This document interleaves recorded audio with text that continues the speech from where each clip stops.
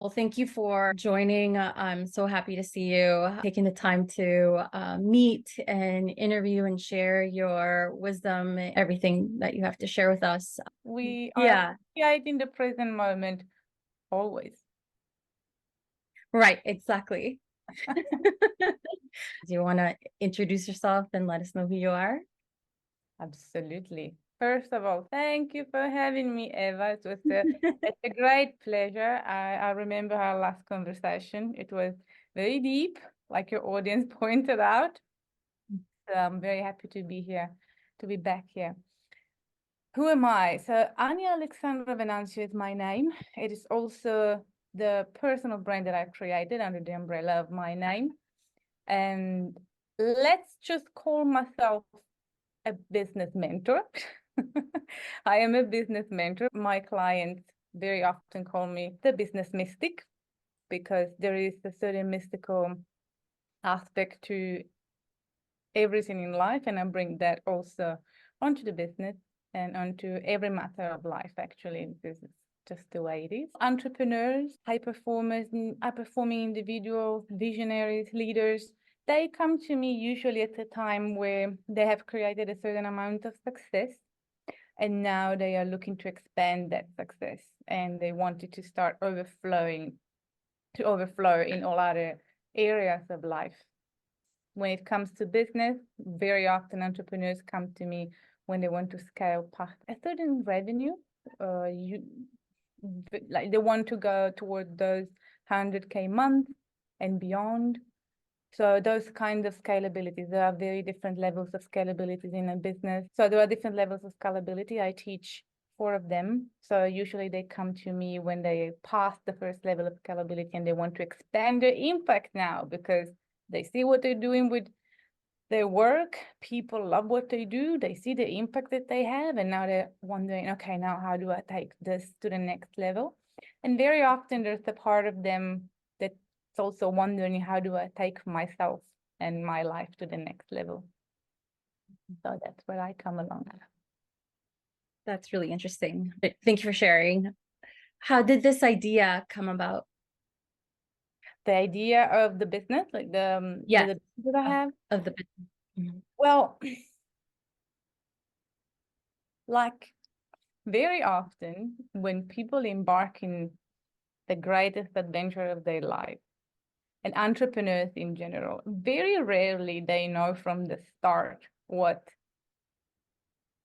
level of greatness they're going to achieve in terms of impact and experience and accomplishment with their deeds and their businesses. So I didn't know all of that. All I knew was that when people are in my presence, something starts to shift in a very profound way. And it's very often, they don't turn back because they start to experience something that is too beautiful, too true, real, and pure. And that I knew from the start. I had no idea that the way I would then amplify this this beautiful mechanism, this beautiful, let's call it a gift, a beautiful gift that I was given was going to be through a business, through consulting, coaching, or an online business. I really couldn't have seen that coming. So it happened by chance in a way. There was a time where in the beginning, I was guiding people and teaching them transcendence and consciousness and a very, very advanced and deep experience of the spiritual process. So the way I was living my life, it was very fascinating to many people. So they started asking me how I was able to live a life like that. I'm talking about the inner experience of the quality of my life. So it What was, was the quality? What was the quality? the quality was, I was untouched. So it was very difficult to have a response from me or a reaction. It was, to some, it would appear as very static, or very cold, even, or unrelatable, because my interaction with reality and people was coming from a place of there's nothing to change, there's nothing to achieve, or there's nothing to understand. So that was really the thing that people started asking me to teach in the beginning. And I remember it was 2020 when it all exploded. This part of my teaching exploded online, because people were actually asking me they were very vocal about it, for me to teach this kind of transmissions and wisdom. And I did. So that's how it started in the first place. After a very few months, few short months, probably 3 months. So that was May 2020. In August 2020, some of those people started asking me how to run a business the way I was doing it, because they loved the way I was doing it when I was teaching transcendence and consciousness and that kind of wisdom. So they really loved the way I was doing business. I was doing my marketing, the way I was running the business. So they asked me, can you teach us how to do that? So they really liked the way I was. It was very flexible, but also very strong and structured, my business, at the same time. And the quality of the people that were coming into the business, into the courses, into my containers, was very high frequency. And the marketing that I was doing was not the usual kind of marketing either. So they were very fascinated. So they asked me, can you please teach us? It was a mix between what I know and what I am that I wanted to learn, like the way I can experience life. So in the beginning, I said no. And then they kept asking. And then I said, okay, why not? I mean, this is a very burning question. Many of them were asking me that. Let's give it a try. And that's how the business part of the business actually started. So yeah, that's how the idea came from. That's a nice story. So what do you think that they saw in you that they wanted to, that they wanted to improve in themselves? It comes down to leadership. Really leadership, like unconditional leadership. Leadership is a very beautiful word. It's very used, and also it's spreading, I'm noticing in this last years. Right. There are many ways to embody and nurture or elevate one's leadership. And like everything that I teach, I always make a distinction between the dimension of the mind and a dimension beyond the mind. And leadership isn't an exception. Leadership can be approached from a mind perspective, and from a perspective and the teachings like that are related to mindset. And then there's another dimension to leadership, as with everything else. And it can be approached from a dimension beyond the mind. And the latter is the one that people always ask me about. So I think it boils down to how we carry ourselves in the world. Eventually, when it comes to building a successful business and taking it to beautiful, iconic, impactful levels, it's all about leadership. In the very beginning of the business, when it's basically the entrepreneurs, solopreneurs, or maybe there's another person, like maybe a virtual assistant or someone else. But especially in the beginning phases, self-leadership is very, very, very important. But it can be still, compensated. The gaps or the high and the lows, they can be compensated by, energetic touch-ups. But when it comes to actually running a company, leadership is not an option. One leadership style will determine how fast and also how enjoyable the growth of the company and the business will be for the person and for the team members also, and for the people around the entrepreneurs, their loved ones, the families, and of course the employees, the team members, and the audience as well. So yeah, I would say leadership. And I really liked how you touch upon how you make work enjoyable as a leader. Can you expand on that? And then along with that, I'm sure leadership also comes with confidence, right? Where have you always had that since a child? Where does that come from? So it's two questions. When it comes to leadership, the reason why most people struggle to be in a position of leadership, whether it's inner leadership or outer leadership, is because there is the lack of perception there. It's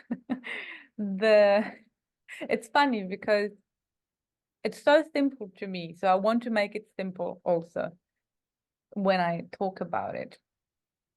But there are many layers to it at the same time. It's very multidimensional. Let's put it this way. A human being experiences life based on the level of consciousness that they are at in that specific time of their life. Very few people are stable in one level of consciousness. Very few people. Most human beings oscillate, they go back and forth between a couple of level of consciousness.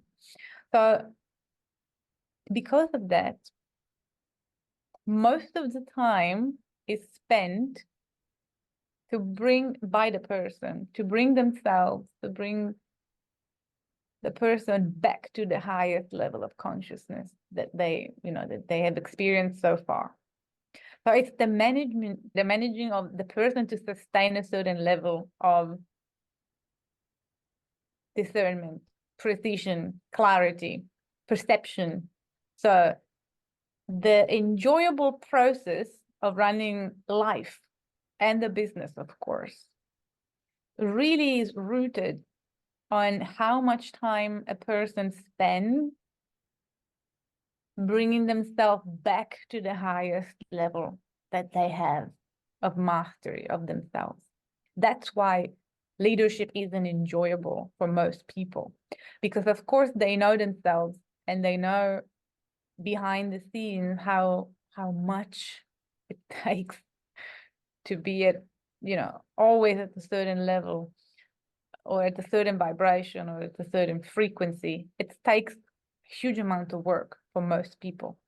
So that's why it's experienced as a responsibility. And that's why the more successful they become, the more money they make in their business, the more their audience grows, the more offers they have to manage, the more team members they have to manage, then the amount of pressure on themselves, on being the best version of themselves, increases as well. So when someone knows how a human being works in reality, everything gets much more enjoyable. Confidence is one, and I'm switching now to the second question. Confidence is something that's very mind related and mind based. So I don't speak a lot about consciousness about confidence, because it's really not in my experience contemplating confidence as a concept, because it's in the realm of the mind, and the mind is very predictable. So when it comes to talking about confidence, of course, now we're talking about how to talk to ourselves. So how to talk to our mind, how to rewire certain thought patterns, how to look for proof and evidence in reality that we actually deserve what we have. or that we actually deserve to be in a certain position of power, or prestige, or influence, or whatever it is, or responsibility, or leadership. So it's really a monologue, not a dialogue, that happens in the head about looking for reasons why. And the reason is the field and the land of the mind, which I very rarely touch upon unless some of my clients is really entangled in it, then we will work on it. But it's a more refined dimension, the one that starts to actually play at a different level. So confidence is important. If I have to talk to somebody that's struggling with confidence, or that it wants to shed light on confidence, what I would say is go beyond it.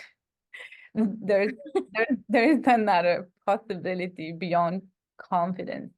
Of course, I can relate to confidence from when I was an adolescent, because back then, of course, I was developing in my powers, many powers, and I, of course, had a big chunk of my I would say also childhood, trying to understand how this world works and what I'm supposed to do to fit into it. Because since I was a child, I truly knew that I wasn't meant for conventional experiences in life. And that was scary, because when you don't have evidence of other possibilities in front of you, then you start thinking, okay, maybe I've got a problem.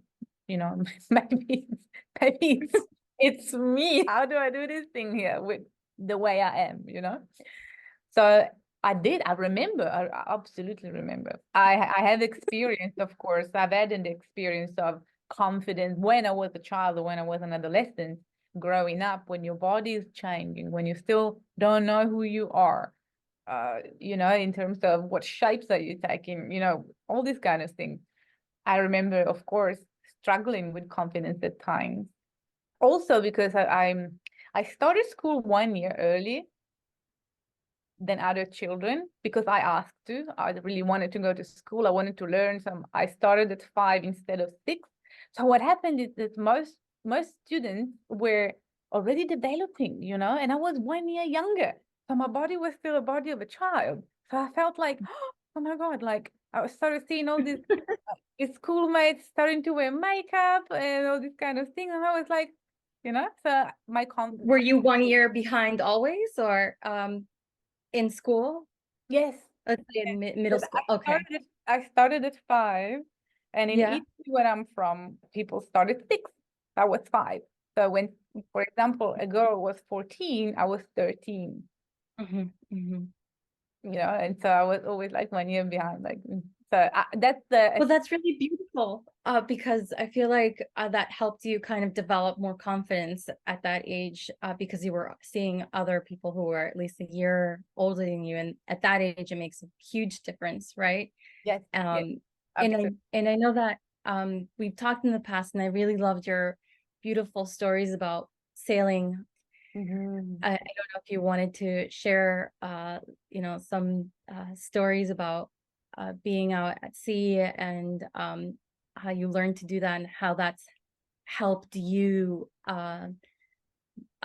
build that leadership within your company, to have confidence in yourself that you're able to push through to be an entrepreneur.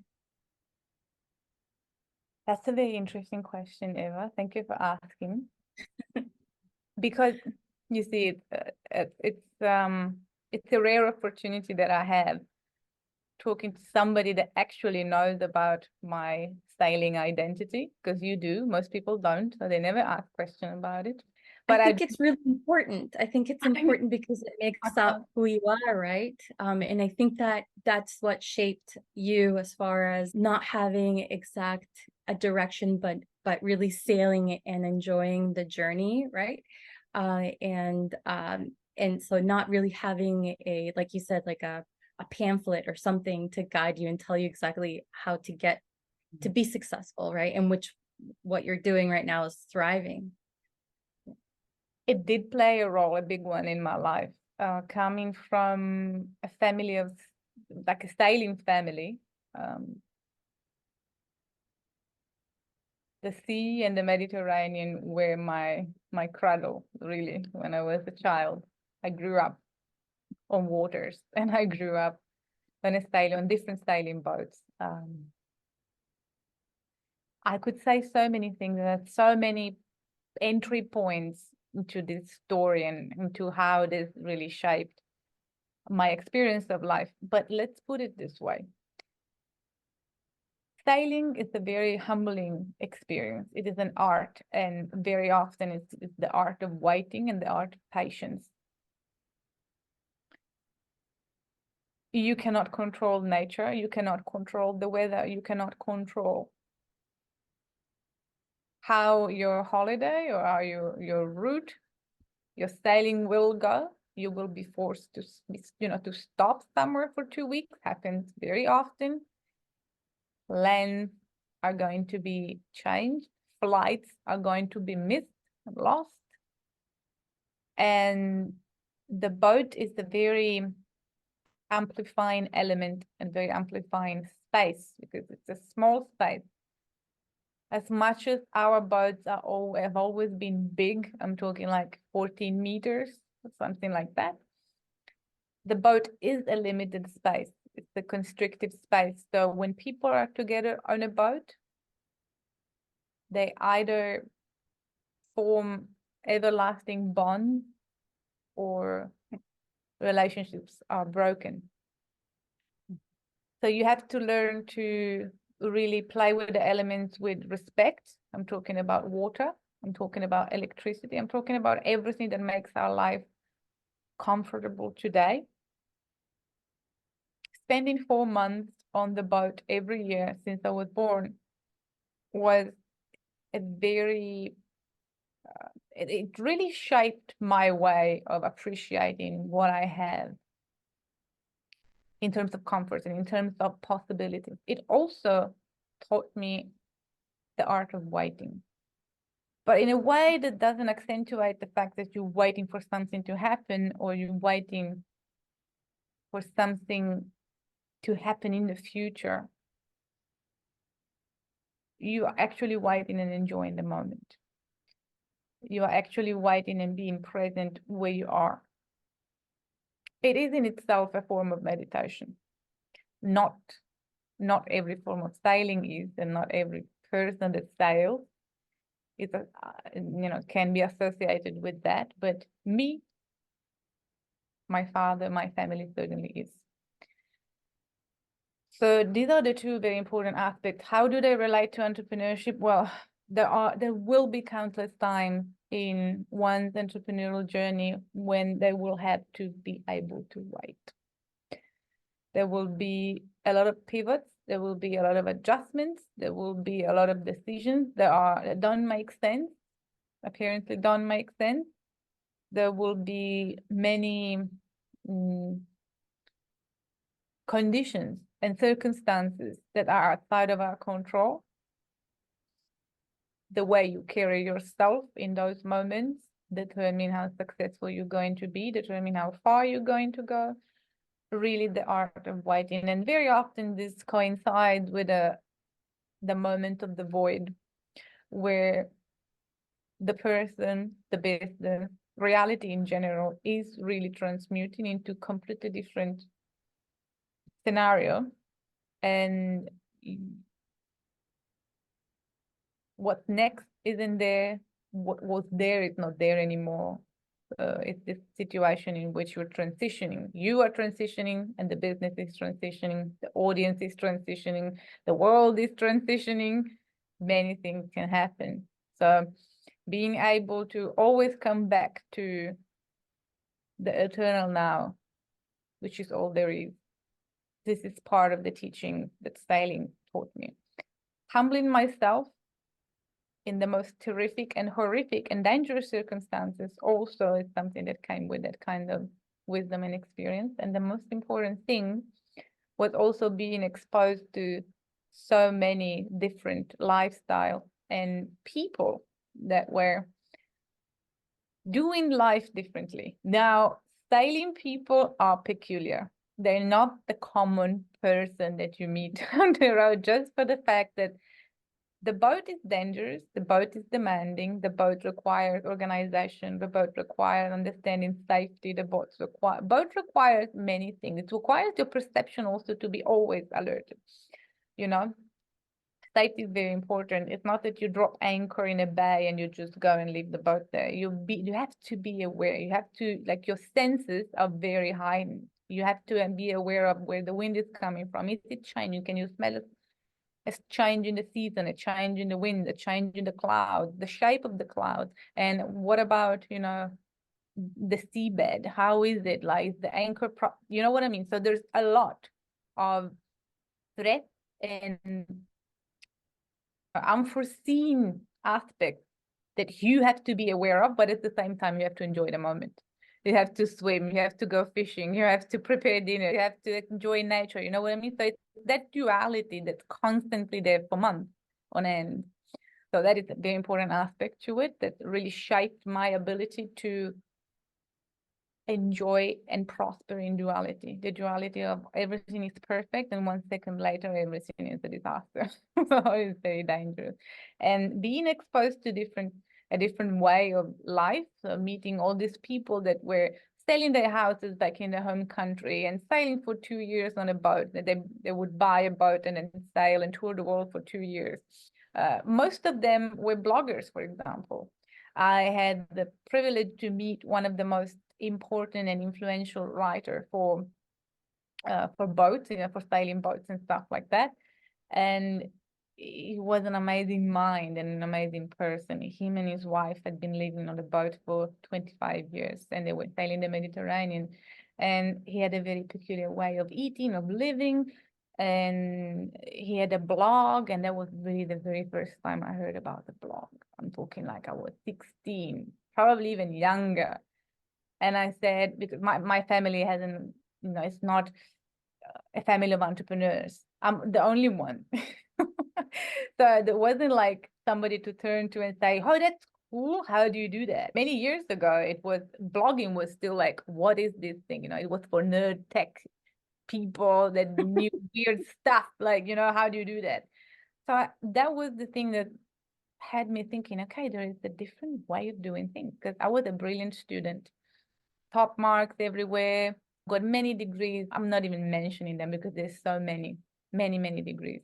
So the evolutionary path for me in life was a good one.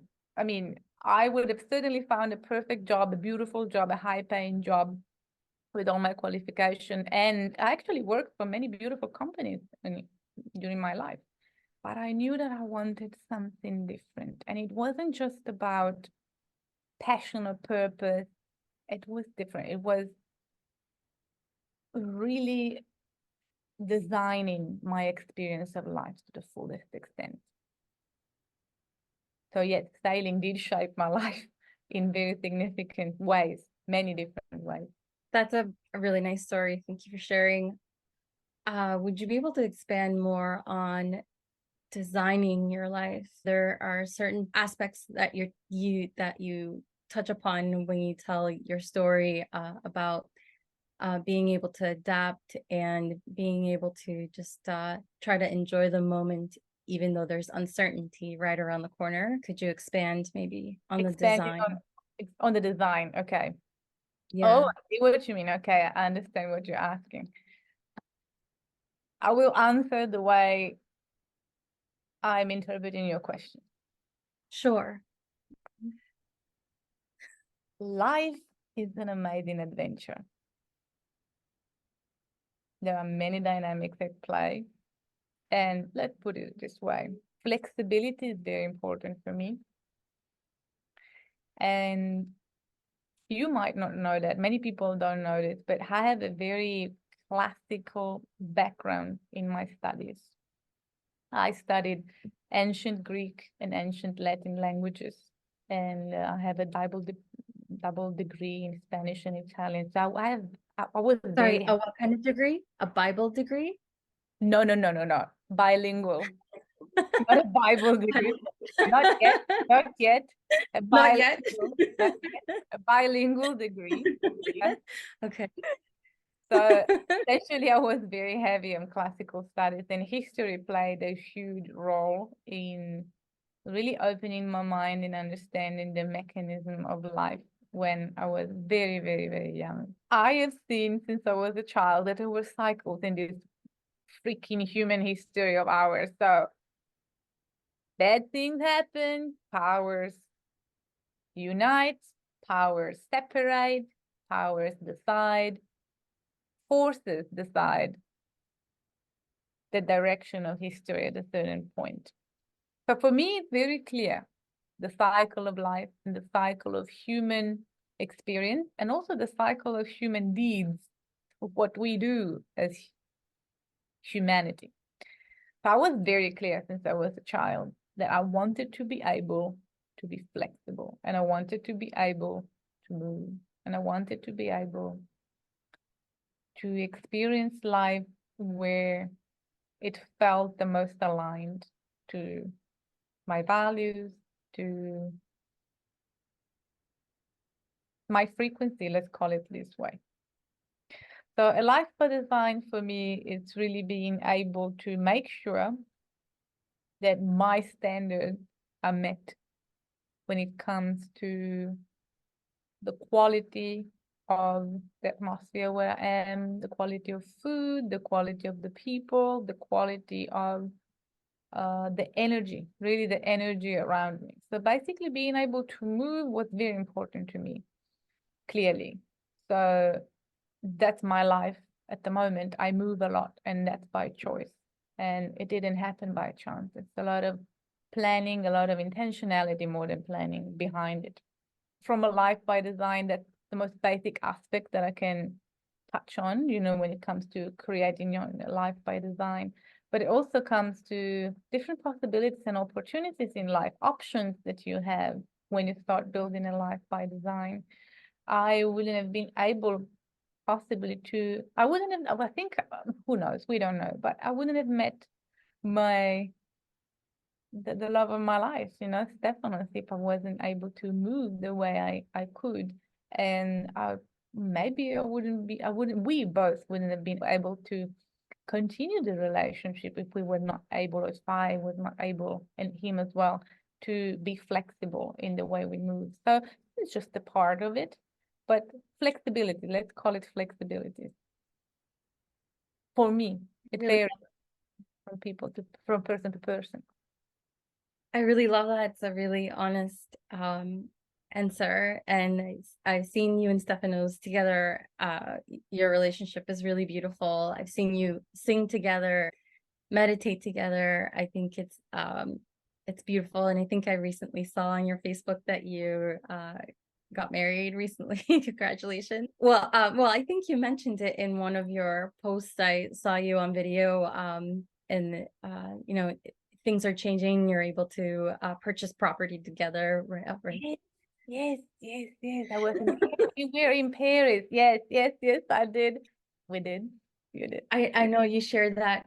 You said you recently had fever, but I really loved how you mentioned that that you got fever, but to you it was like the right time. And I really love that you welcomed it. Some people don't welcome fever that way, but it's actually a good thing to get fever, to get all of the impurities out of your body, right? That's how my mother explains it, which is good. But I really enjoyed seeing you there, and really just enjoying life, which is really nice. Thank you. I felt horrible, but happy. And not all places you were in Paris. That's really funny. I have a list of questions here that I wanted to get through. And so far, the questions I've asked you have really been organic with everything that you've discussed. And I want it to be a comfortable conversation, and it has been. So thank you. Next question is, how do you build a successful customer base?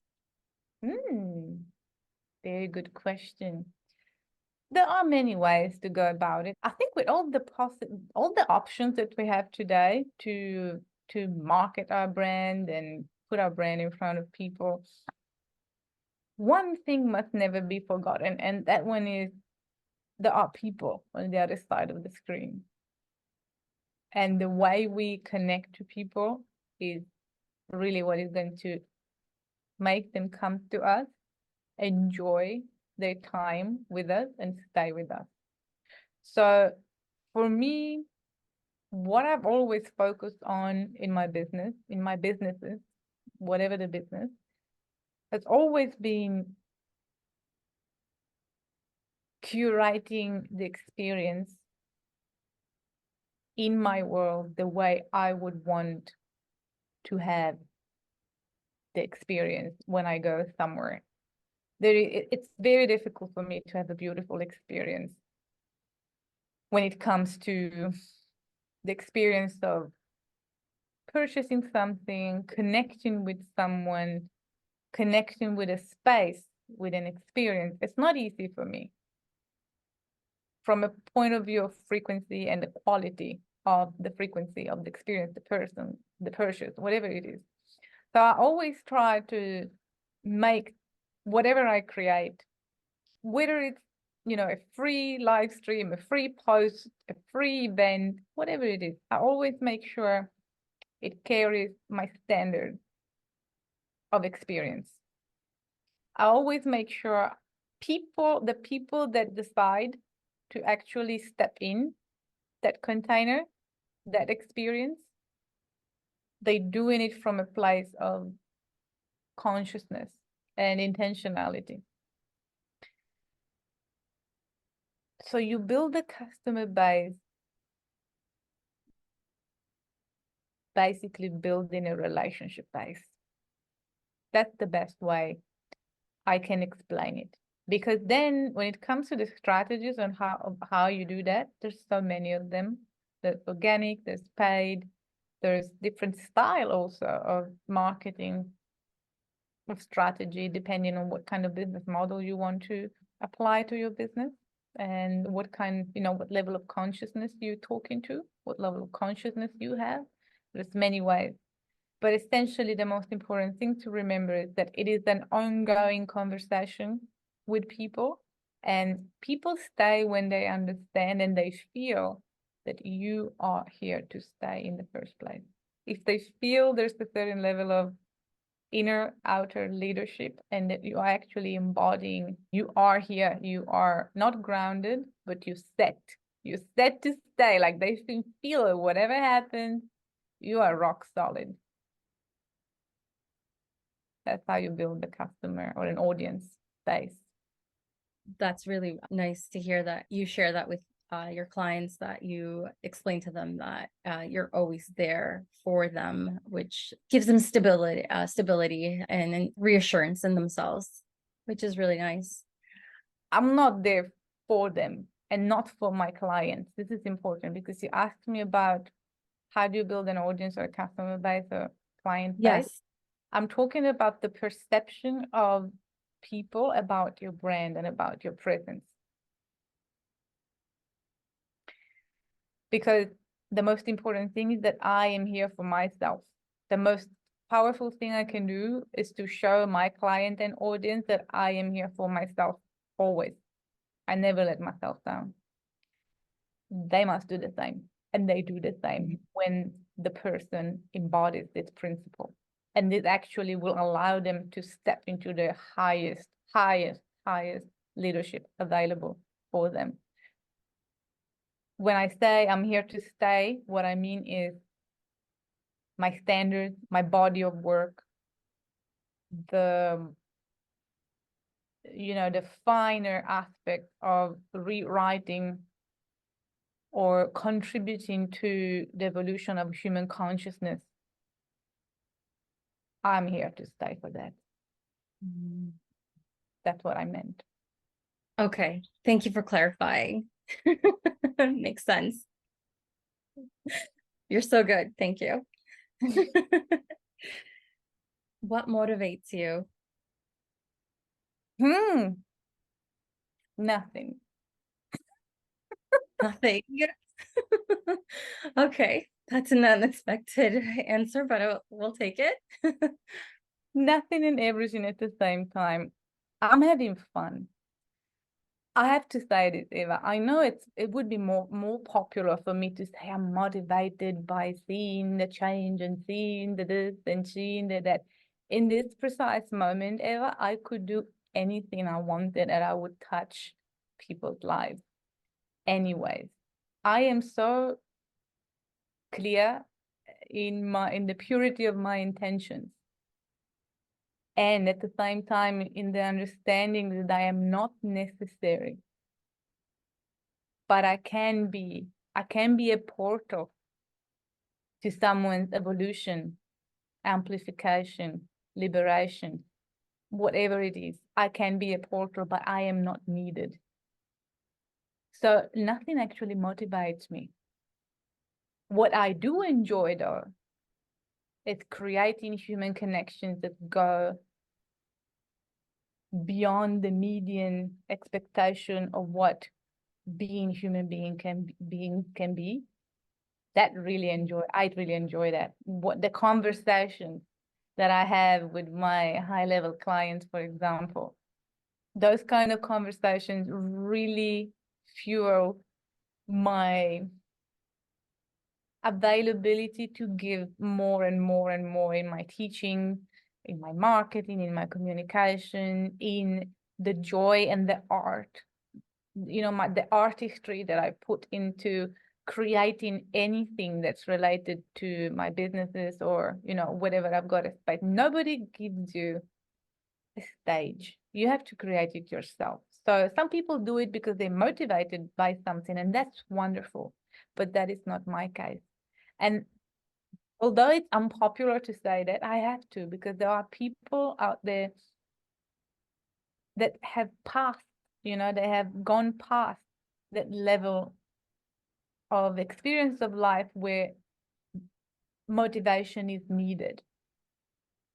When you really start to live life from a certain dimension, then certain words and certain concepts lose meaning. They don't lose it. You just realize you can attach meaning to anything you want. Everything is devoid of meaning. So you can choose to frame the concept however you wish. So when I say nothing, I mean it. Nothing motivates me, but everything. I'm enthusiastic about everything. I'm completely involved with life. I'm completely involved with the experience of life in the form of people, client, music, travel, nature, good food, connection. So that's my answer. I like that. Thank you for sharing. How do you generate new ideas? That's a difficult one, Eva, because they come every second. Do you write them down whenever you can, or what's your tactic?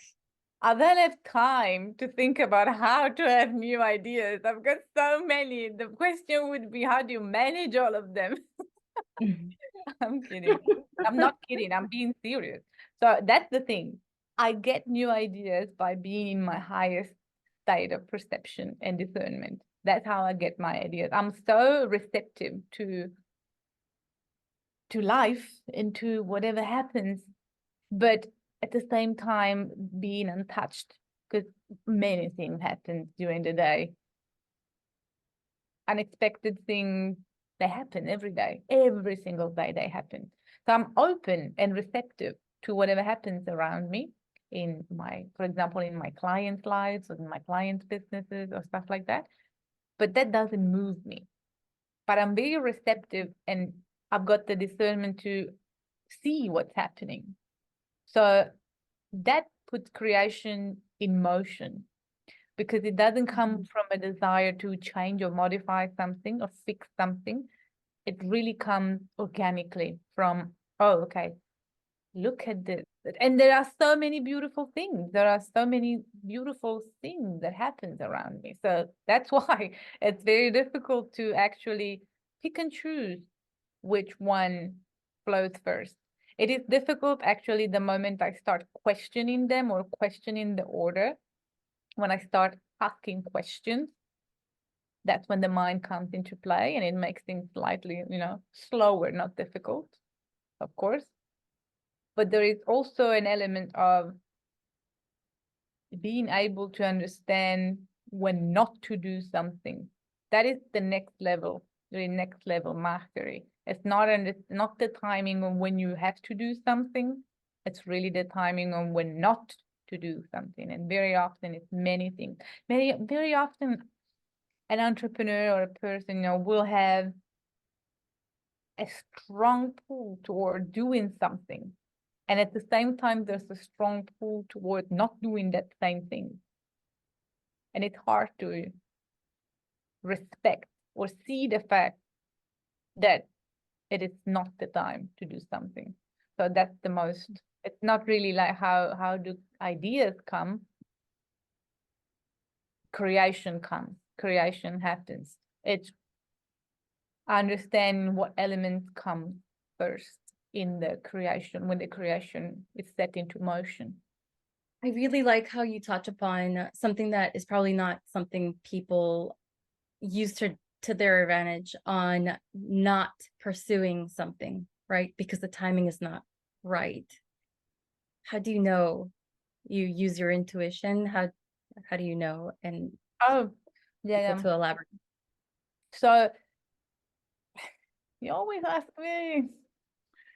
Yeah, I want to go deeper into the subtlest aspect. Okay.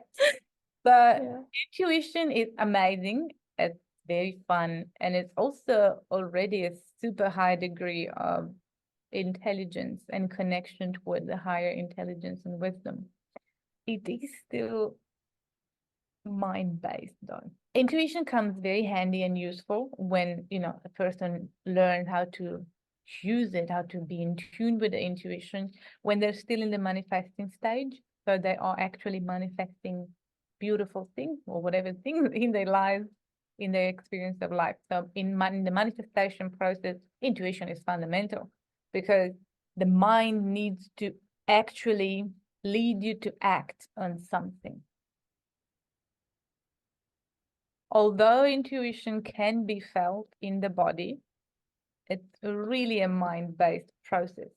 Already a higher mind process, but it is still a mind process. And intuition will work very often, giving you a very intense nudge, depending on how often or how hard in your life you've been ignoring the higher signals. So it will speak to you in a way. So it will give you a nudge, and it will give you a nudge that's related to the area of yourself or of your life that you are avoiding, not you, Eva, that a person is avoiding. So it's very predictable also.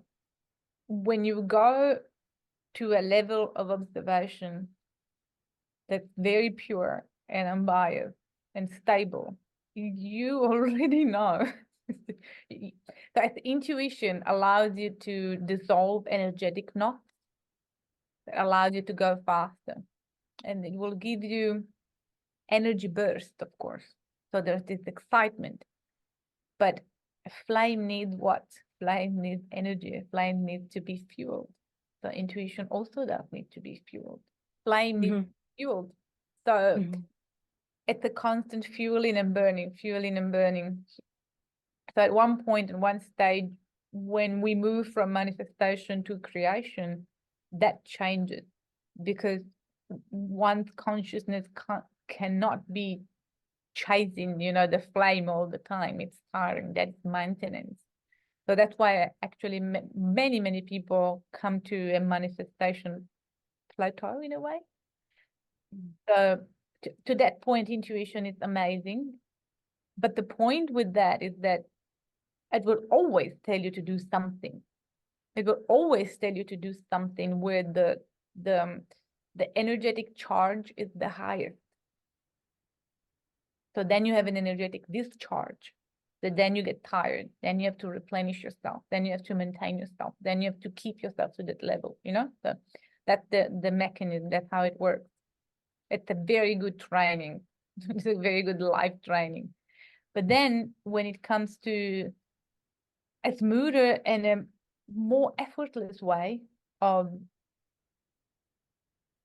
creating the reality that you want, that is when a human being really start to experience moving with the body. I know it sounds weird, but that's the way it happens. Moving with the body, it's the way it goes. So essentially, your body and your identity is already moved where it needs to be. So it's as if you would see yourself already into the other reality, into the other possibility. There isn't time to think, really, because you've stepped into another identity. Then now you already know how to act, and you already know what to do. That makes sense. It does make sense. Okay. I understand where you're coming from. You're using a lot of words that most people are not used to. I understand you because it's probably why we connect so well, and I understand your language and where you're coming from, and it's so easy to follow what you're saying and stay present, right? But for some people that are watching this probably don't understand how to tap into that. Is there ways that you can maybe share with people how to learn to tap into their intuition, how to learn to use manifestation, to understand what consciousness is? So these are huge topics for people, and it comes to surprise to some. So if you could touch upon that, because for some people it might be like a surprise, or like they just they don't understand the language. They're not there yet, right? These are huge topics, so let me try and give them an opening so that maybe they can deepen further. The first connection to truth and knowledge and consciousness really came to me when I was 5 years old. So it was the dissolution experience into my surroundings, and it was very scary at the time. So what I'm trying to say is that I've had no preparation for this kind of thing in my life. It's not that I tried to learn them or understand them. Can you share the experience? Can you share the experience when you were 5? That's a very early age to understand that. Yeah, that's why it was very scary. Essentially, what I'd like to put it short, like in a short way, because I know you want to go into other topics as well. But essentially, I was on a deserted beach in the Mediterranean, and it was me and my mom. My brother was actually born. I think it was very little, like 1 year or something like that, even less. So it was just me, my mom, and him on a deserted beach in the Mediterranean. My father was had gone fishing, diving. My father is an excellent athlete and free diver. So it was the three of us, and it was me and nature, and that's it. So at one point, what happened was everything around me disappeared, meaning I was everything around me. I felt myself really dissolve into whatever was around me, which was the water, the sand. I remember being part of the shells in front of me. So I went away. I was there, but I went away at the same time. So when I came back, I still remember thinking, I don't want to leave my mom. I don't want to leave my mom. Like, bring me back, bring me back, bring me back. And when I came back, how do you say this? Like, how do you explain this? You cannot, especially when you're so little. I was actually probably 7 now I think of it, not 5, because my brother was born and my brother and we have 5 years apart. I think I was either 6 or 7, still very young. So that was my experience. So I immediately felt there was something else to beyond what I was experiencing daily. I didn't know how to explain it. I felt different in a way. So from that age, it was a process of internalizing different experiences on a daily basis. It took me a long time to embrace that. That makes sense. Then, of course, there is yoga, there is meditation, there is, there's so many beautiful disciplines that can open a person up to these realms and start developing a certain kind of discipline. There are various systems. They all go back to the one source. They all go back there. All roads lead to Rome, so I like to say. So I'm not here to recommend one or the other, but I think nowadays it's very easy. It's not like millennia ago when these things were for the seekers. There were very few seekers because it meant dedicating your life to that if you really wanted to be worthy of receiving certain kind of knowledge, certain kind of wisdom, certain kinds of a set of keys to the infinite. Okay. Today it's much more available to people. So I'm confident that people will not be shocked hearing this conversation, but will be possibly exposed to a beautiful possibility. And the language is different because certain concepts are different. For certain experiences, there are no concepts. The words really fail to describe that kind of experience and possibility. So even if I don't make sense to people, if that is the case, it is okay. It's actually a good sign. If I don't make sense and they're still listening, it means they're starting to listen with another set of ears, which is the best one. So, so we will not go into depth with like what those things are, what consciousness is. Maybe we can have another conversation where we only talk about that because it's a very huge topic. I'm very happy to expand on it, but I think if we do it today, we're gonna go on forever. Sure. No, absolutely. Makes sense. I just wanted to make sure I bring that up because, for some people, like I said, these words they're not used to, or they're not familiar with them, right? I know you posted on your Instagram. Did anybody of your followers have questions? And we do have them, but go ahead with yours first, and then if Okay. time, of course, we will. I'll ask you 2 questions. I feel like you can always handle 2. Thank you for your trust. Absolutely, I trust you. Do you believe there is some sort of pattern or formula to becoming a successful entrepreneur? And can you share any recent successful client stories? Something massive is happening in the back end of the business, but anyway, so yes, absolutely. So when it comes to entrepreneurship, that's a very good question because entrepreneurship is not a choice. Entrepreneurship is like a pull. Basically, entrepreneurs, we're very good at solving problems. We always improve something. We want to, we gear towards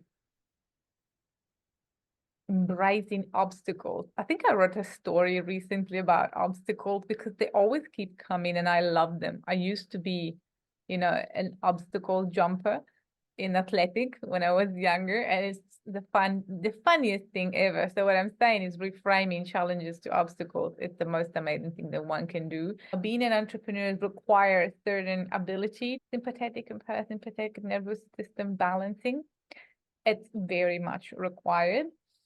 Unfortunately, the more the responsibilities and the more the success, the more that switch needs to be masterful. And that's where a lot of, when plateaus are reached, or when situations are stagnating, or where the entrepreneur burns out, this is very common as well. I am mentioning this in relation to your question about like what is the pattern. The pattern to create success as an entrepreneur is really understanding that most entrepreneurs, they're very good at embodying one or two identities that are required to create success. Because entrepreneurship is one thing, and then there are different hats that we need to wear to really create and scale a successful company. You have to be a CEO, you have to be a business owner, you have to be a leader, you have to be managing people, you have to also understand how to manage your wealth, because as entrepreneurs, we very rarely generate wealth, with our business. Like our businesses create a good cash flow, great cash flow, but then wealth is another thing completely. And that is something that most of the time needs to be understood by entrepreneurs, because they confuse cash flow with wealth, or they confuse their business for the wealth creation machine, which is not the same thing. So there are really many pieces to the puzzle. There's different columns and pillars that are necessary in order to scale a business to certain levels, and in order to actually have and maintain more than one business as well. So, because entrepreneurs usually have more than one business. So most coaches and consultants, visionaries, mentors or healers, people that come to me, very often they are still in that identity, or yes, I'm an entrepreneur and I'm a consultant and I'm a leader, or I'm a coach, I'm a mentor. Entrepreneurship requires you to be one of those things as the deliverer and as the soul of one of the business, but that doesn't mean that that is the only business that you're going to have. You can, of course, but entrepreneurs like to create different realities around them or under their umbrella. And at one point, it is actually necessary to scale and diversify. So I would say the pattern is being able to recognize where you are lacking in terms of your ability to embody a certain identity and surround yourself with the best people possible. Never be scared of hiring or having someone next to you that's better than you at something, because we are all born with a set of with something that's really easy for us and something that's very difficult for us. That doesn't mean we mustn't do things that come difficult to us, not at all, but recognize that it's very important. Recognizing that is very important so that you can start to leverage the genius of others under the umbrella of your business. Essentially, we come back to leadership once again. So being able to manage your energy, other people's energy, your audience energy, your client's energy, that takes a lot of mastery, and it is required. That is the pattern, for sure. Mm-hmm. And as far as the clients, yeah, where do I even start, Eva? Like they popping up like champagne and like popcorn and like golden popcorn. I don't have the time to keep up. My team is actually, collecting all these beautiful things, and sometimes they send me screenshots. Look at this. Look what she did. Look what she did. Look what he did. I was like, how am I gonna share it? Like all of it is too much, but it's never too much. That's part of the answer that I gave you earlier. Like what motivates me. How can you not be like in such a euphoric state when you see people creating so much beauty in their life and business? Because we're talking about one client of mine generating 76,000 euros in a month, generating 100,000 euros in the first 2 months, in 2 months, 40K launches, 30K launches, 10K first launches ever, 6K first launches ever, and then scaling to 25K month consistently. We're talking about 5-figure clients, like 15,000 received from one client, from a person. from one of my clients. We're talking about completely reshaping their relationship with their partner, understanding and reframing the balance and the roles and the harmony within the couple. As a female entrepreneur, a successful female entrepreneur with their partner, we're talking about healing and upgrading the intergenerational relationship in the mother lineage in one of my clients. So with the mother herself and her daughter, we're talking about reaching levels of health and well-being that were deemed impossible. I'm talking about endometriosis being significantly lessened in its symptoms after a couple of months of working together. So what the scope of results in my work, with the body of my work, are very multidimensional. That's why actually the trademark of my business is multidimensional prosperity, because there is nothing I enjoy more than seeing the people that enter any of my spaces truly starting to expand into their prosperity and elevating their life together with their business, because that's where scalability comes into play. There is a moment where in our businesses we have to be able to change our relationship with time and space and become masters of creation. It has to be done. Otherwise, it will always be a life for the business and not never the business for our life. There will be a plateau in the way us as entrepreneurs, as the people, as the service providers, as the ones that do the magic in the business, it will come a time where it will not be possible to access the deepest essence of us and infusing that into our work, into our teachings, into our services, into whatever we do. It will be impossible otherwise. So there is a certain level, there is something, a very specific person that needs to be embodied at one point, at one stage, when it comes to going towards 100K months, multiple five figures a month. And that is the most iconic version of yourself. And that, in order to get there, it's a multifaceted work that has to happen. Of course, there is the very strategic one in terms of the structure of the business, the energetic container of the business, and the energetic container of the entrepreneur as well. The two must work together, and there are specific things that need to happen in both cases. The very tangible work needs to be done. And there's also a very subtle aspect that needs to be done. But in my world, the subtle aspects never go unnoticed, meaning they are always reflected into very tangible results. The untangible results, I'll leave my clients the pleasure and the honor to experience it, because it's very difficult to describe them. It's very difficult to describe ascension and spiritual evolution and elevation. It's not describable because it's an experience that stays where it happens, if that makes sense. That is just for them to enjoy. But that is a very big part of the work that I do. It's very often unspoken, but you can see it in the glaring presence of the people that work with me, because what they start really shining in their business and in their life. So clients' results are very multifaceted and multidimensional. It's multidimensional success at its finest, really.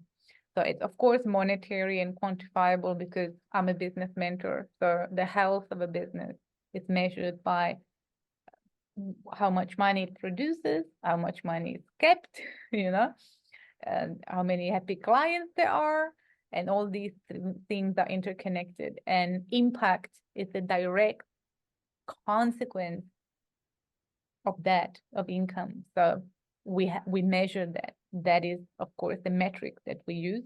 But then there are other subtle aspects more intangible aspects of them that they go from really well-being, health, and a newfound joy and happiness in doing things, the connection with the audience, the connection with the work.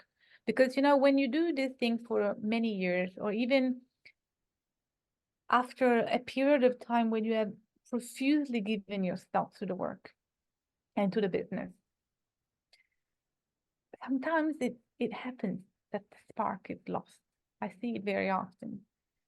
I was today actually re-listening to an interview with Adele. That's one of our clients. She's unbelievable. She's a shaman. And she does soul leadership, exactly that. And she's got an academy and stuff like that. And in that interview, she said that what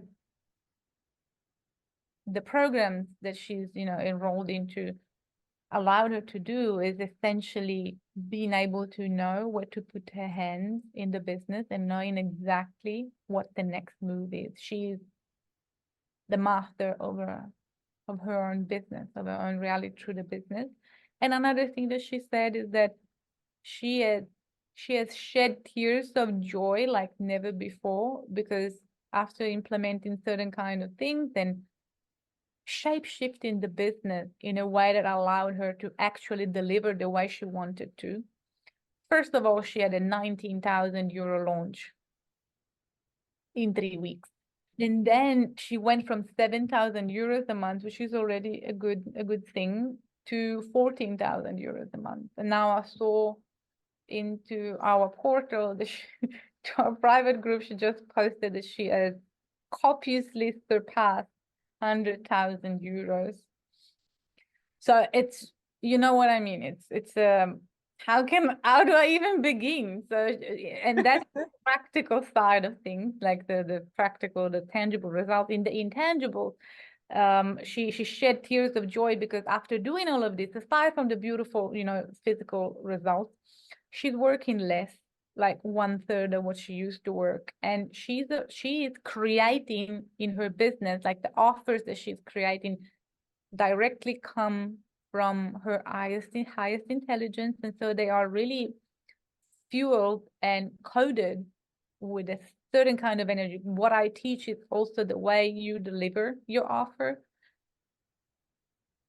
is coded. So the way they work is different and it's much more powerful. So she experienced that. And as a result of that, she was delivered a bunch of beautiful roses and cards and messages by her clients to thank her. They knew where she goes, they know where she goes to have her morning cup of tea or whatever it is, and they sent like a bunch of gifts and roses to her, and she was crying of joy. Like she's a master, and what I'm saying is she's an experienced shaman. She's not new, fresh or something. So she had a successful business and a successful client base, and she had experience with people as well.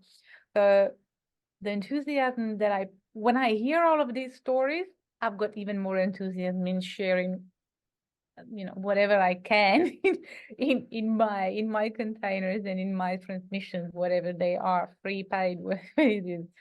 So these are just some of the results. There's so many. There are really so many.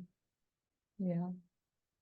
I really love that. Thank you for sharing. I know that I was on your website recently and you have a package going on right now. I'm sure you have other ones simultaneously going, but I know that there's one that's very affordable right now. I think You mean one of my latest trainings? Yeah, yes. And what does that include? I think you're referring to METIS, Planning Intelligence. Could be. Yes. Okay. Yes. That is unbelievable. I made it so affordable specifically for this reason, because you asked me what are the patterns that allow for success in entrepreneurship. Well, one of them is understanding how to plan your year, both in your personal life and in the business side of things. So there are people inside, like some of my clients told me that after watching Metis, clients that have purchased, like they are inside the Business Master Experience, which is my year-long container when we go through all the pillars of scalability of the business, and they implemented as the program for each one of them, and they can ask me questions and stuff like that. After attending Metis, they said, wow, now thanks to Metis was really enlightening, because now I understand why 2023 was like went a certain way, the difference between profit and cash flow, understanding why I couldn't read certain parameters well, because there had been such a deep restructuring of the business. But now I realize I actually kept more money this year than the previous one, when it looked like income was higher in the previous years. Because in that program, it's an intensive. I go like through all the parameters one needs to look at when you are planning your next year, in understanding, first of all, where you want to go with your business. Like, are you talking about, there are different phases that a business can be found in. There is the phase of growth, phase of scaling, phase of startup, a profitable phase. There are many phases. So you have to decide as an entrepreneur beforehand, because that will determine your offer stack, that will determine the business model you will choose, that will determine how you will allocate your resources, which pillar of the business you will allocate your resources. And then the most important part, which is you, meaning like how you're going to be able to sustain all of this. Like, how do you have to really organize your life in order to be able to maintain the business at a certain level? Many, many things, really many, many things. Like, I condensed it in that training. It's needed. You have no idea how many entrepreneurs I talk to. They start the year, it's January, and they don't know where they're going, what they're doing, what they're selling, how they're selling it, what kind of marketing is needed, what kind of communication is needed, how does that offer, what is the role of that offer in the overall thing. Like, the most important thing is understanding at what point of your scalability journey you have to have certain offers at certain price points, and what their job is in actually allowing your client to make their way organically and fluidly into your ecosystem, so that they gain tremendous transformation. And it's also a natural and an empowered choice for them. It's really, they will actually do that in the full leadership. And this is really the artist's job, like making sure that the experience is fluid. That's what I was saying in the beginning. Like, I really focus on to making the experience an impactful one, and one that leaves you rejuvenated and energized. Like, you want to know more, you want to study more, you want to grow more, because you embody while you do it, and you change and you do things. Of course, different people approach teachings and learning differently. I've got clients that devour everything at once, and they start applying little by little. There's others that like study something, implement something, and they move along, and they have incredible results regardless. But the point is, there is actually a strategy and intentionality into how you plan the year, based on the business need, what the business needs and what you need. So that's what inside Metis planning intelligence. So it's a very beautiful gem, that one. Yeah. And I made it available at this very reasonable, like very affordable price, because most people are skeptical about the planning thing. They either have anxiety around, like, it's such a big thing, let me just step into it and just hit my head, and then I'll know I'll do something about it. But there is something about making it, like, I really wanted to lower the barrier to access, to entry, so that it was an easy yes in understanding how amazing it can actually look like, and how beautiful it is to actually enter 2024 prepared, knowing what you're going to do, with a lot of room for change and editing, and diversity, and pivoting in whatever you do, but knowing where you're doing, what the possibilities are. Yeah. two things. One is, what is Metis? Can you explain what Metis is? And then two, I have a really dear friend of mine that I connect with. She's out in Singapore. She's owner of two nonprofit organizations to help women, specifically in different countries. And so she keeps a journal, and she goes at the beginning of every year, she goes in and refurbishes it and looks at all her goals and makes it a bit like kind of like a visionary board, but she lays it out kind of for herself to so that she can see what her goals are. Is that something similar that that you use to work with your clients? Oh, no. No, I understand. I understand that model. It's a very good one. It works for some people. For me, it never did, actually. But if you need that, Metis is not about, it is also about how you do things for yourself, like how you do plan the thing for yourself. That is personal, though. I'll give different options on how to do that part.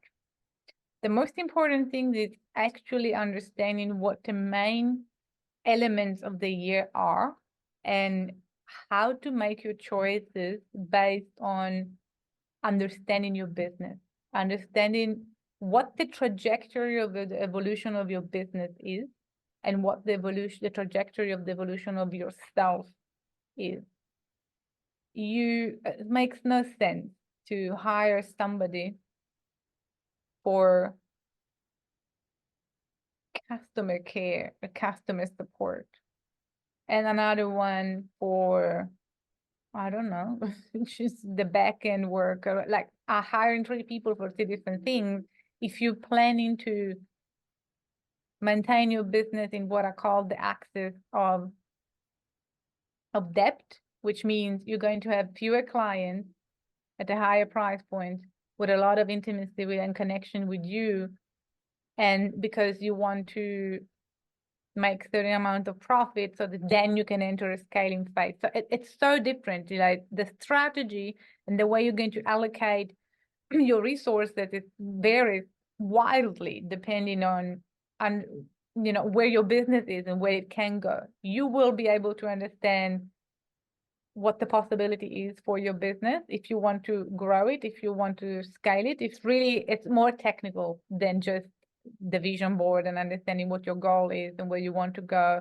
That is also included. It's a part of it. It's important for people that needs to see and to have a structure in front of them. That part is there, but there's also another option for that, for how you execute it for yourself. And I also give my personal one, which involves the timeline, but in a very specific way. I've never seen anybody else do it, and it's actually Stephanus introduced me to this way of using the timeline, but it actually comes from another field of study of mind. So there's a lot inside it. It's an intensive, as I said. When I do something, Eva, it's never one thing. It's like what you need for that specific purpose, and very often it's unconventional when it comes to my teaching. So it's always very difficult to explain in detail what happens in my training.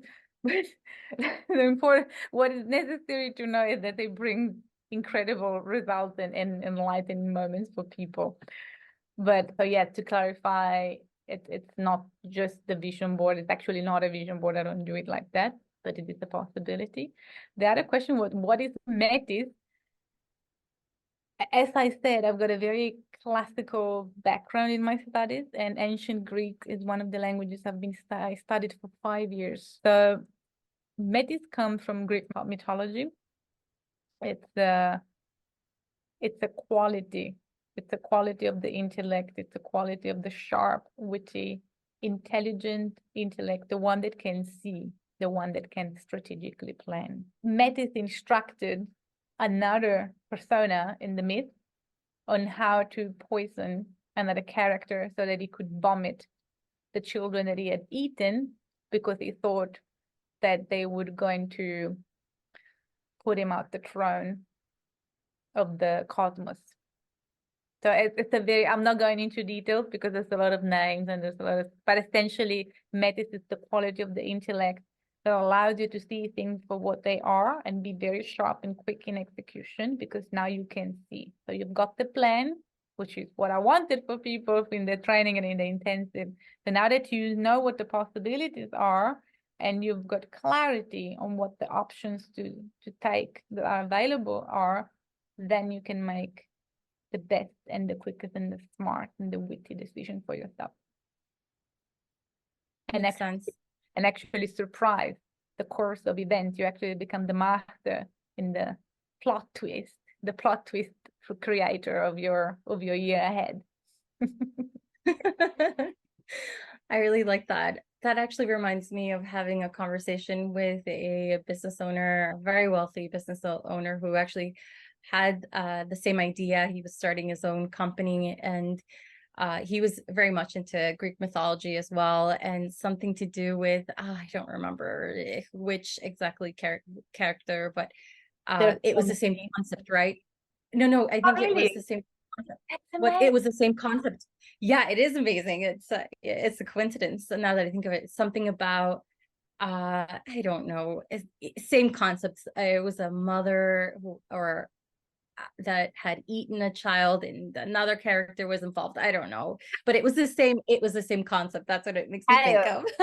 Chaos. It's chaos. I don't recall it. I should look into Greek mythology, and you make me think of also comedy, the Divine Comedy. Also, I don't know if you have you read it in full. I took a course on it, and I really loved. It takes you through the 3 different books, and so yeah. Do you want to expand? It's really part of my heritage. So it's natural for me to see those codes in life. There are many systems. The Greek, the ancient Greek system is one of them. The Latin system is one of them, and of course, Dante and the Divina Commedia, the Divine Comedy. Of course, they are based on the universal matrix. But Dante was trying to explain. He was trying to explain. He was trying to explain. He was trying to justify. The Divine Comedy can be seen as many things. It's the cornerstone of the Italian language, first of all. That's when really Italy was starting to develop its own language, because I don't know if you're aware of it, but Italy was united very late in time, in 1861, not very long ago. So before that time, there was lots of kingdoms and republics, and we all had our own languages, traditions, systems. Dante was really a moment in time when the beauty of language started to get united into one place. But you are very aware, I think, that in Italy, the Vatican and the Christianity played a very big role of power. So, and they were one with the way the life of the people was organized, and that included the government as well. So religion and government were very much together. That's why you can actually find a lot of politicians or political figures, political characters inside the Divine Comedy. Because Dante, the people that were allowed to write history or to write and shape the belief system and the way people had to see the world, were very well connected with politicians and the government. So, and the different, the major players of the kingdoms. So there's a lot of mind construct into the Divine Comedy, which you will not find, or you will find in different ways in ancient Greek mythology or other systems. So it's really two different levels of consciousness we're talking about, but there is beauty, of course, in both of them. Absolutely. Did we get to the questions that your followers asked? I don't know. Okay, let's pick one. Let's pick one. Okay, there you go. How do you get to 100K month without letting the business break with so many offers? Okay. Because there are many ways. There are many ways of scaling a business to 100K month based on your business model and also based on your energy. Like some people have an energy that allows to run the business a certain way, and other people don't. So there are pros and cons for both kind of, energetic blueprints, but essentially the ones that choose to have a business that is alive, if that makes sense, like it's really evolved, you can see it evolving with you. Some people don't have a choice. Like I'm one of those people, because the way I create moves so fast that I truly enjoy bringing people along with the journey with me. Of course, I also know how to take my time and make sure that that doesn't hinder the scalability process. For some people, it's more difficult. So because the question there is about the many offers, I have to say that it is necessary to have multiple offers in order to get to that kind of level, like 80, 70, 100K euro a month or dollar a month, whatever they are. It is necessary to have different offers. So the way you manage different offers without letting the business break, it's actually, there is an intentionality to how you create your offers. It's not just creating more offers. It's about creating the offers that works perfectly to allow the client to have the experience that they need in order to evolve. And of course, go ahead with it through their own transformation. It's not just sticking, like throwing offers left, right, and center to have more offer. That's not the way it goes. There has to be a certain intentionality and planning in that. So the business will not break if that element is in place, if there is coherence and consistency with the way you create the offers and the different price points at which you create them. That's a very important aspect of it. I will stop there because I could go on for like the whole hour on how to scale a business to 100K. You're very good at that.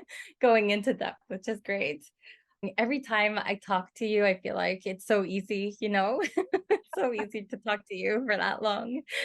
But I want to be conscientious of your time. So maybe a couple more questions, if that's okay, or Absolutely. Let's go for it. What has been your most satisfying moment in business? And then two, another question is, so my channel is called Ambitious Presence. Which I love, by the way. Oh, thank you so much. It involves wealth and knowledge, wellness and self-development.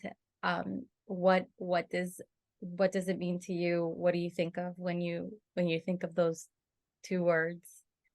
The most beautiful moment. There's so many of them. I think they all fall under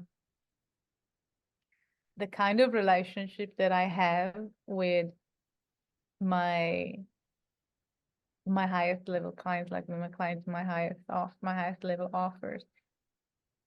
The level of conversations in those containers, it's just beyond words, beyond explanation, beyond what the mind can comprehend. The intimacy and the nature of the secrets, the confessions, and the beauty that I am privileged to hold, it's undescribable. And of course, I will not share those here with you and with our audiences today, but I would say the day one of my clients sent me a voice note, it was a 5-minute voice note in tears of joy, and she was thanking me. She was thanking me for many different things, including restoring her relationship with her mother after so many years, and completely uncovering now and healing the relationship with the father, while building a wildly successful business from scratch. And the way she was able to really get in touch with her subtle side or spiritual side and infusing all of that in the business. Many things. That message was one of the most heartfelt from me because it was completely raw. It was very beautiful. I could mention so many of them. I've had so many clients, and every time if you ask me that question, I would always go back. I would always go back to the kind of pure relationships that really are created between me and them when they allow it, of course. I've got a very high frequency, high level mastermind, which is called Now's Mastermind. And that is the mastermind where there's a lot of one-on-one interaction with me, and I am like in your business, my eyes are on you, on the business, and we do crazy things together, like very directly. And then there are other containers. The business master experience is another one. And in this container, for example, one of the clients, oh my God, she was pregnant when she enrolled in the business master experience, and she scaled the business while pregnant, like an increased amount in income and all these kind of things. Super surge in personal power when it came to everything crumbling around her, which always happens when you start embracing the next level of your evolution and you say yes to those things. She sent me a message, and she actually, in the interview that we had, shared all of this. For me, was very touching. Like that she shared that she was pregnant during that, and sharing those difficult, delicate moments in her journey. And then this client's baby decided to come to life one day before my birthday. So I was born on the 30th of September, and the baby was born on the 29th of September. And she sent me a message on Instagram because I don't have a private direct channel conversation with her from the hospital to tell me that. Now, I've got goosebumps because once again, it's about the level of connection. And so that is also my answer again, my clear example of how you create a customer base. Like you cannot fake this kind of relationship. You cannot fake this kind of connection. And these are people that stay with me for years. In Now's Mastermind, there are people that are in their second year plus inside Now's Mastermind. And in the business master experience, it's 1 year. You know what I mean? So there's need to be a certain presence in the entrepreneur and in the brand for people to stay, to decide to stay. And they have to understand you're here to stay. They have to feel it. So I think those are the most beautiful things when it comes to the business. Just a couple, really just a couple of examples. There's so many. I received so many messages. And that's really nice. When it comes to ambitious presence, well, I mean, it's just so aligned with also the AAV world, the Ania Venanzio's world. I think everybody understands what ambitious presence means. But I really like the play on the word, like presence and presence, like presence as in be in the now and be present, like in how you carry yourself in every single moment. And the ambitious, I mean, the way I interpret it, I like ambition. I really like ambition. I think it's a very fun way of experiencing the different levels of life. That is the meaning I put onto ambition. We've discussed before, like we frame things, we put meanings onto things, of course. And then there are intrinsic meanings, of course, in words. But ambition is amazing. And to me, being ambitious in one's presence, like being ambitious in always being present, well, that's the most difficult thing of all. So if there is something a human being should be ambitious about, That's the most important one. So your channel nailed it. The name of your channel completely nailed it. Yes. Thank you. When you talk about levels, for me, when I think of ambitious or ambition, I've always been that way. I always push myself, want a little more. I joined a swim team while in high school and never learned how to. I was swimming with students who had been swimming since they were 5, and had swim class, and I taught myself. And so I was always pushing myself and then getting a certification to become a lifeguard. And so when you talk about levels, I'm sure you've seen that in yourself. And I was trying to be very thoughtful about a good name, to envision your whole self, right? So that was the reason for that name.